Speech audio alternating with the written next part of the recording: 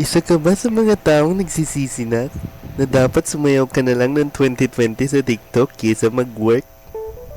Huwag kang mag-alala, kinangina mo ako din. Anyway guys, it's your boy na naman, breadwinner na tamad, and today, we're going to discuss something important.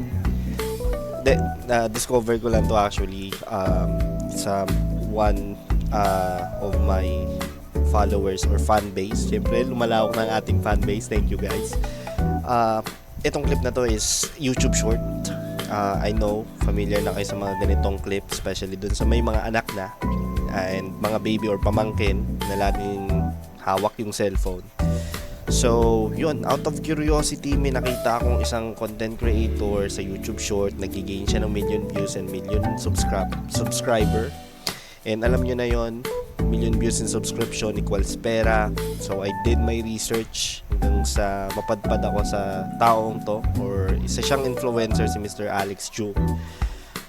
You can visit his Facebook or YouTube account, sir, baka naman pingin secret sauce. And ito, yung tropa kong pogi na si Lester, na gumawa rin ng bagong channel. Meron na siyang 8 YouTube channel by the way, and yung bagong account niya is nag-gain agad ng 100,000 views lang naman in just 12 days without showing his face like me.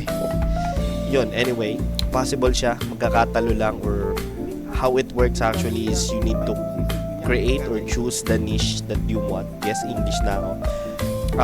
Depende na lang kung anong niche yung pipiliin mo, kung papatok siya o hindi, nasa algorithm na yun ni YouTube. So yun, pwede mong sundan yung trend sa YouTube, check mo kung ano yung trending videos. So kayang-kaya nyo siyang gawin, especially ako ngayon, nagmamanage na ako ng 3 YouTube account. So kung kaya kong gawin, bakit hindi nyo kayang gawin? Kaya nyo yan, na hindi nyo na ipapakita yung mukha nyo, hindi nyo na isusugal yung dignidad nyo gaya ng ginagawa ko ngayon, no? So sana may natutunan kayo sa kalukuhan ko na to. And yun lang guys, more power sa akin tsaka sa inyo, pero sa akin.